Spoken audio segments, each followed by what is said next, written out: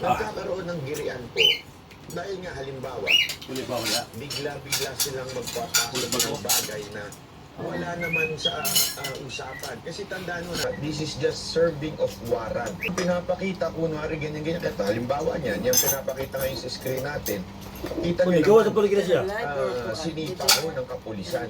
Yan po ba ay gawain pa ba ng tamang pulis? Di ba nawala na siya? Pulis? Banat? Hindi naman po pumapalag dyan. Wala ho kayo makikitang pumapalag dyan. At yan po ay naka-live. 5 taon na siya, Yan po mga nangyayari na yan.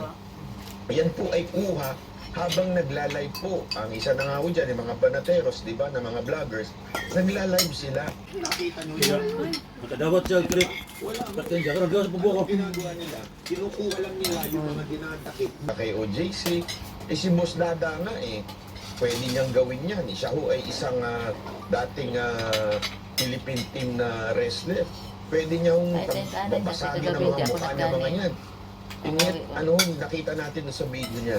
Pinipigilan niya nga ho lahat ng mga pulis doon. Sinasabihan niya lang ng maging mapayapa tayo, huwag tayo magkagutuhan.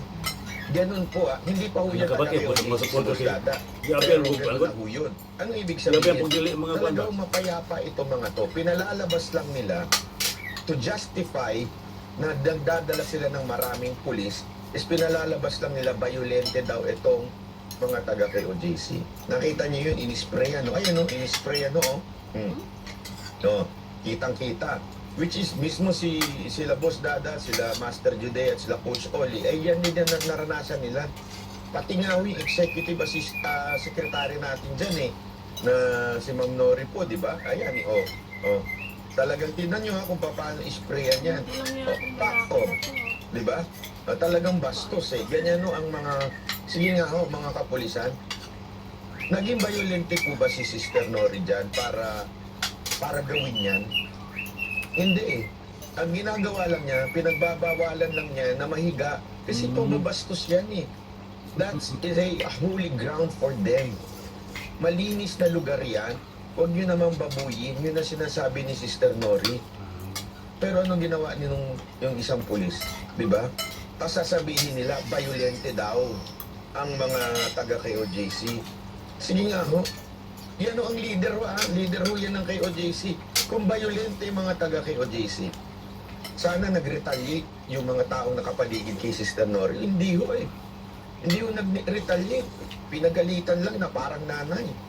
Diba sana makita ito ng mga kababayan natin sa iba't ibang bahagi ng mundo. Kaya nagpapasalamat tayo sa ating guest na kahit walang mainstream media na nagbabalita ay inaantabayanan niyo po ang mga balita ng SMNI. Any comment, Sir Ben? Tama yung sinasabi ni Banat Bayan na walang ginagawa ang POGC members sa mga police. Dahil bakit sila gagawa ng gulo na ang tatapakila may armas? So being part of the yung mga members ng POGC, alam nila ang kanilang natutunan kay Pastor. Alam nila ang sinasabi ng Biblia, love your enemies.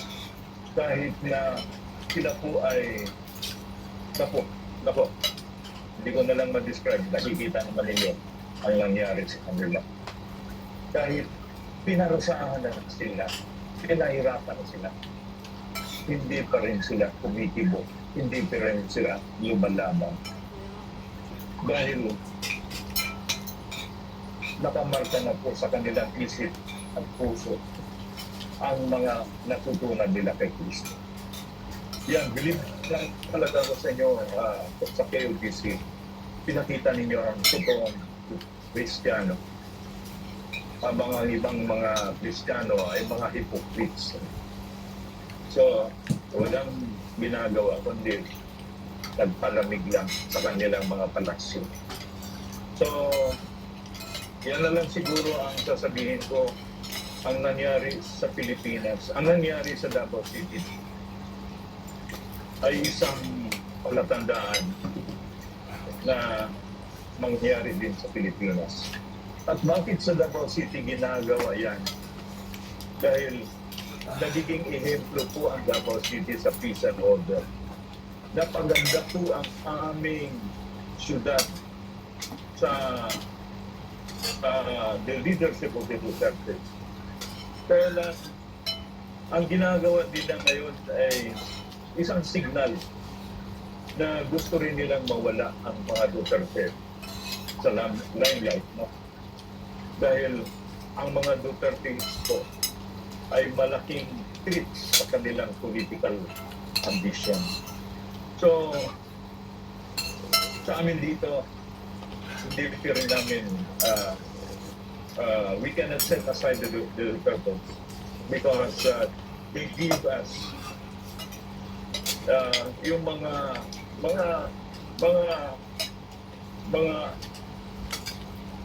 benefits sa OFW, mga benefits sa mga migrant workers. At si Tatay Digong mismo ang nagpakatayo ng BMW para mabigyan ng maasikaso ang mga OFW sa buong mundo. So hindi namin makalimutan ang legacy ni Tatay Digong. And kami po lumalaban. 4 years pa magtago Pero magtago sa si information Buloy. lang kami kasi nandito kami. So through the social 4 media, years pa magtago si through Buloy. other outlets, ipinangalan 2020.